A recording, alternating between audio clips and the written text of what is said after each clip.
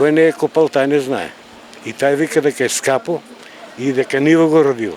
А таа нива да го роде, треба некој да го работи там на нивата. Жештината не ги спречи граѓаните за пазар во Штип и покрај температурите кои се искачуваа до високите степени, пазарот беше преполн.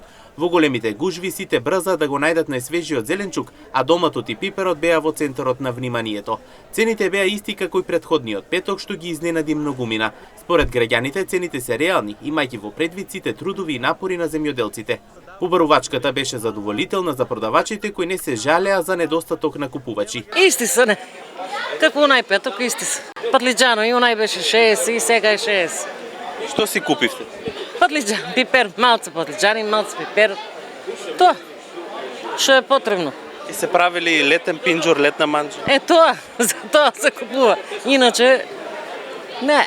Ој петок сега улаваме да видиме цените какви се. Онај петок беа изгор. Сега може пат да се намалили, не знам. Сега улаваме да видиме. Што ќе се купи? Абе, што да взимаш?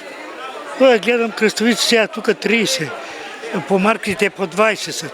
Може тие да се намалени. А патлиџано изгледа 60, 70 тука. Вие што ќе си купите? Па тоа видиме, патлиџани, пипери, тоа е. Одлични. Не се скапи, може да се купува и да се јаде.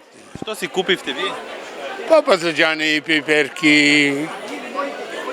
На пазар што се купува? У петок, компир. И тоа. Има ли квалитет? Има. Има и цените не се високи за квалитетот. Согласно работата? Да. Ти не е лесно и да се работи? Па не е лесно, сигурно. Супер со цените, значи напаѓаат цените, не е кој што беа порно. Полека се намалуваат цените. Што ќе се купи? Па ќе видиме што ќе. Па ќе видиме. Ќе земеме тоа обавезно, тоа е сега сезоната.